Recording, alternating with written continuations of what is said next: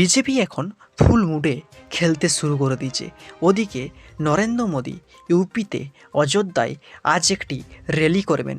এদিকে কাল বাংলায় শুভেন্দু অধিকারী ঘোষণা করেছেন যে বিজেপি ক্ষমতায় এলেই রাজস্থানের মতো 450 টাকা করে রান্নার গ্যাস মিলবে, মধ্যপ্রদেশের মতো লাডলি বেহানের মতো প্রকল্প শুরু হবে বাংলায়। তিনি আরও বলেন, শিল্প এবং কর্মসংস্থানের কথা। বিজেপিকে আনলেই প্রথমেই রাজ্যের 30 লক্ষ শূন্য পদে নিয়োগ করা হবে। শুভেন্দু অধিকারী এমন একজন নেতা যে বিরোধিতার সঠিক ইস্যুগুলোকে কাজে লাগাচ্ছে। তিনি গ্যাসের কথা বললেন, প্রকল্পের কথা বললেন চাকরির কথা, বললেন শিল্পের কথা। তিনি আরও বলেছেন বঞ্চনার কথা। তিনি আয়ুষ্মান ভারতের কথা বললেন। তবে এই প্রকল্পের টাকা 70% কেন্দ্র দেয় আর 30% রাজ্য। শুধুমাত্র আমাদের রাজ্যের সরকার নিজেদের নাম নেই বলে এই প্রকল্প শুরু করেননি পশ্চিমবঙ্গে।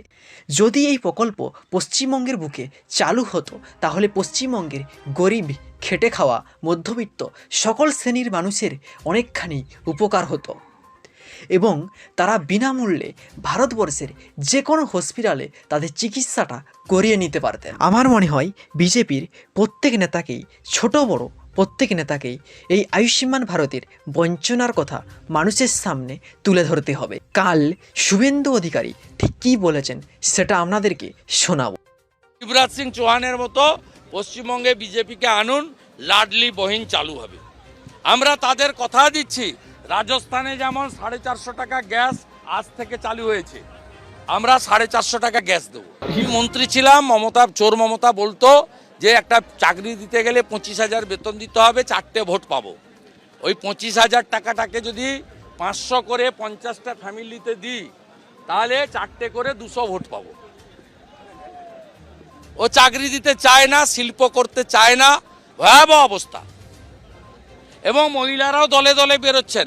আমরা তাদের কথা দিয়েছি, শিবরাজ সিং চৌহানের মতো পশ্চিমবঙ্গে বিজেপিকে আনুন, লাডলি বহিন চালু হবে। আমরা তাদের কথা দিচ্ছি, রাজস্থানে যেমন 450 টাকা গ্যাস আজ থেকে চালু হয়েছে, আমরা 450 টাকা গ্যাস দেব।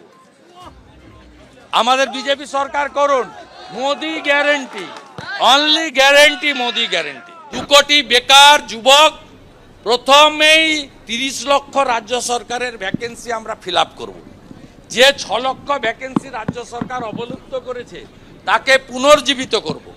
50 লক্ষ পরিযায়ী শ্রমিককে বাংলায় ফেরানোর কাজ যদি কেউ করে সেটা ভারতীয় জনতা পার্টি আগামী দিনে করবে।